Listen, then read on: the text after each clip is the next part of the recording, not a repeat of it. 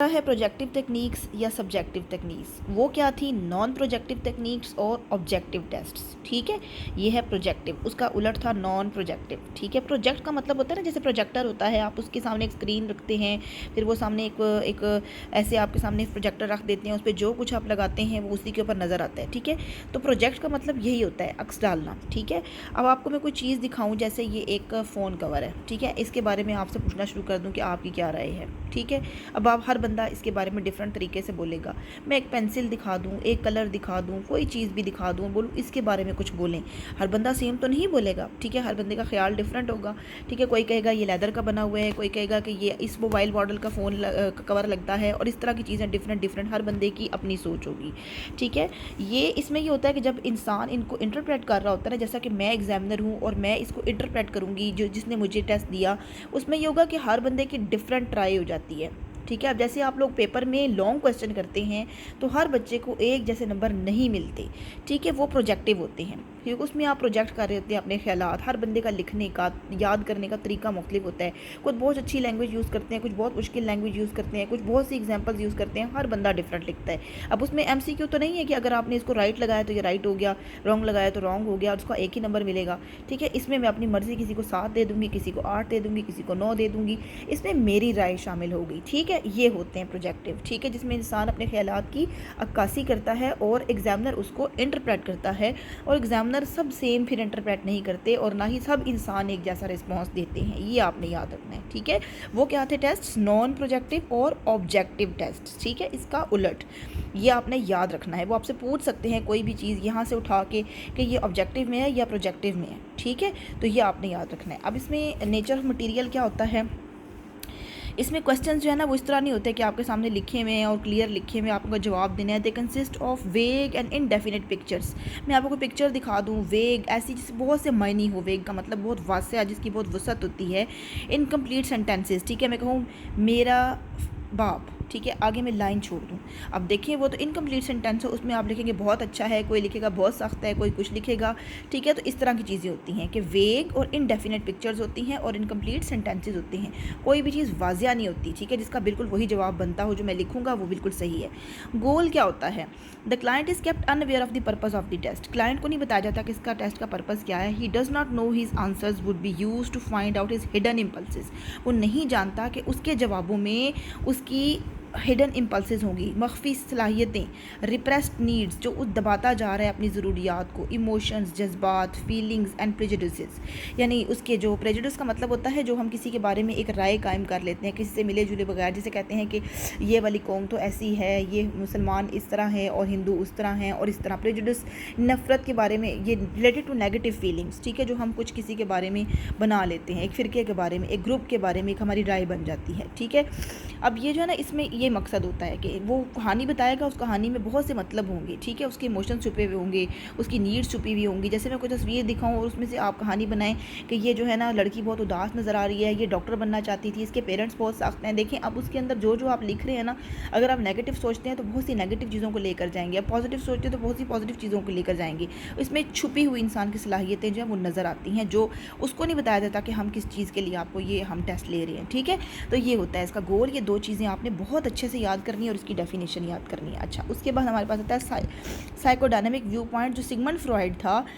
आपने Sigmund Freud की theory में पढ़ा था कि इंसान जो है ना वो अनकॉन्शियस, जो कहता है ना, यानी कि जिसे कहते हैं लाशऊर जो होता है, उसका बहुत ज़्यादा रोल होता है। हमारे लाशऊर में जो चीज़ें हम दबाते जाते हैं, छुपाते जाते हैं, वो हमारी पूरी पर्सनालिटी को, सारी ज़िंदगी मुतासिर करती हैं, और इस टेस्ट का मकसद ही लाशऊर को खोलना होता है। ठीक है, the name of these test derive from projection that is one type of the ego defence mechanism mention by Freud. Introduction, the individual finds his wishes reflected in others. ठीक है, अपनी विशेज जो है ना वो दूसरों में ढूंढ रहा होता है। ठीक है, वो दूसरों पे वो डाल रहा होता है। आप जो भी चीज़ दिखाएंगे उसके अंदर से निकल रही होगी, वो तस्वीर में अपने आप को ही बयान कर रहा होगा। These are in fact his own wishes, his own thoughts and his own outlook on life. आप ये लिख सकते हैं। ठीक है, एक फ्रॉइड का जिक्र करेंगे कि उसने अनकॉन्शियस को बहुत ज़्यादा फोकस किया, तो आखिर में आप ये लिखेंगे कि उसकी अपनी विशेज़ और अपनी होती हैं। He thinks that others also have the same approach as his. वो सोचता है कि जैसे मैं देख रहा हूँ ना, दूसरे बिल्कुल वैसे ही देखेंगे।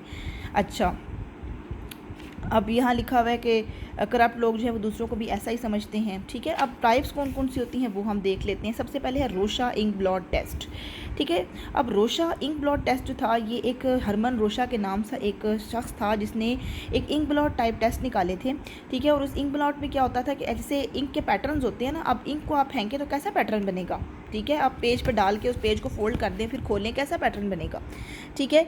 अब उसने ये जो है ना उसको शौक था, वो इंक से ब्लॉट बना के उससे स्टोरीज़ बनाता था, उनमें लोगों को दिखाता था कि इसमें क्या नज़र आ रहा है, ठीक है। कोई कहता था तितली नज़र आ रही है, कोई कहता था कुछ नज़र आ रहा है, ठीक है। हर बंदे के डिफरेंट ख्याल होते थे। तो इसका यही मकसद था कि उसमें इंसान का अनकॉन्शियस नज़र आए, ठीक है। तो अनकॉन्शियस के लिए उसने इन टेस्ट को, अनकॉन्शियस को खोलने के लिए उसने इन टेस्ट को बनाया, ठीक है। These pattern assume different shapes, उन हर पैटर्न की जो है ना वो डिफरेंट शेप्स होती थी। तो यानी कि पैटर्न ज़ाहिर है कि इंक ब्लॉट्स हैं तो इंक ब्लॉट तो डिफरेंट ही होते होंगे, हर तरह के सेम तो नहीं होते होंगे, ठीक है। After much research and many experiments he selected 10 standard ink blots. अब उसने जो है ना सिर्फ 10, ये नहीं बहुत सारे बनाए, सिर्फ उसने 10 इंक ब्लॉट सेलेक्ट किए, ठीक है। अच्छा, some of them were black and white and some were coloured, कुछ जो है वो ब्लैक एंड वाइट थे और कुछ जो थे वो कलर थे। अब क्या हुआ कि जो है इसमें दीज इंक ब्लॉट्स पर set out on cards and use to measure personality, यानी कार्ड पे बनाना शुरू कर दिए फिर पर्सनैलिटी को मेजर करते थे। ये देखें इस तरह के, ठीक है, ये ink blots.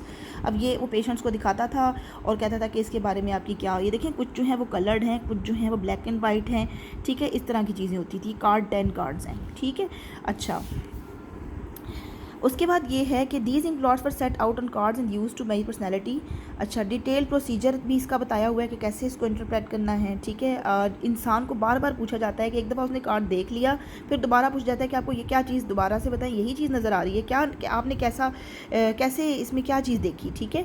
His answers are noted down, later on he is again asked to explain what he sees in each part. फिर वो उसको कहता है कि आप दोबारा से एक्सप्लेन करें आपने हर हिस्से में क्या देखा। Individuals see shapes of various kinds in these blots और डिटेल्ड एनालिसिस, यानी कि इसमें वो यही पूछता है कि आपको किस चीज़ की शेप नज़र आ रही है, ठीक है। अब आपने ये याद रखना है कि इसमें कितने कार्ड्स हैं, ठीक है। इसके अंदर शेप्स होती हैं और उन शेप्स के बारे में इंसान से पूछा जाता है कि आपको क्या नज़र आ रहा है, ठीक है। अब ये मैंने आपको एग्जांपल के तौर पे दिखा दिया है कि इस तरह के होते हैं, ठीक है। अच्छा, और थीमेटिक परसेप्शन टेस्ट, ये हेनरी ए म्यूरे था जिसने इसके ऊपर काम किया था। इसका एक स्टूडेंट था जिसने देखा कि उसका जो बच्चा है वो बीमार है और वो क्या करता था, अखबारों में से पिक्चर्स निकाल के तो स्टोरीज़ बनाता था। उसने जो है अपने टीचर को बताया इसके मेरा जो है वो बच्चा इस तरह की जो है वो कटिंग्स करके पिक्चर्स अखबार में से लेकर और वो कहानियाँ बनाता है। तो उसने बड़ा इस आइडिया को अप्रिशिएट किया और उसने कहा कि क्यों ना इसको पेशेंट्स के साथ यूज़ किया जाए और पर्सनैलिटी देखा जाए कि इंसान किस चीज़ के बारे में कैसी कहानी बनाता है, ठीक है। This test consist of indeterminate pictures. The pictures are printed on large cards. अब इसमें पिक्चर्स होती हैं, ठीक है। अभी हम देखेंगे कि इसमें कैसी पिक्चर्स होती हैं। इसमें the pictures reflect different environment setting और इंडिविजुअल्स, ठीक है। उसमें डिफरेंट तरह की इन्वायरमेंट हैं, इंडिविजुअल्स हैं। टेस्ट में 31 कार्ड्स होते हैं, ठीक है। इन टोटल एक ब्लैंक होता है जिस पे कहा जाता है कि इंसान अपनी मर्ज़ी से कहानी बनाए। अब ऐसा होता है ये, ठीक है, ये देखें, ठीक है। इसमें डिफरेंट तरह की स्टोरीज़ हैं और 31 कार्ड्स हैं ये, ठीक है। 31 कार्ड्स में हर तरह, ये देखिए ये बच्चा बैठा है पियानो लेकर, वायलिन लेकर, ठीक है, और वो सोच रहा है। अब जो बंदा देखेगा उस हर बंदा डिफरेंट तरीके से कहानी सुनाएगा। अब इन दो को देखेगा हर बंदा डिफरेंट कहानी सुनाएगा, ठीक है। इसको देख के डिफरेंट कहानी होगी। हर बंदे ने जब बताना है तो उसने अपनी फीलिंग्स, इमोशंस को इसके ऊपर प्रोजेक्ट करना है, इसीलिए इनका नाम जो है वो प्रोजेक्टिव टेक्निक्स होता है, ठीक है।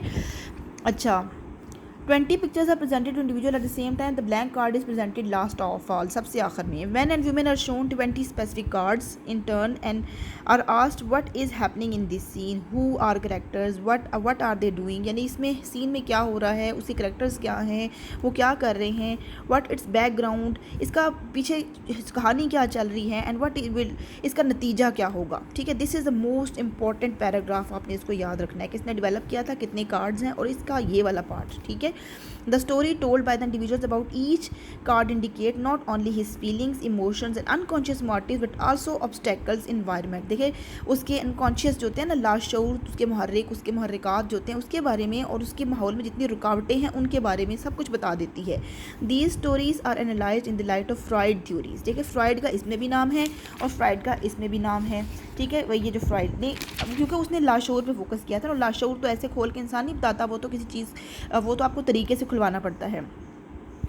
पेशेंट सी स्ट्रेंज शेप, सीन्स, पर्सन, ठीक है, blank card, it reflects illusions, obsessions of such individuals.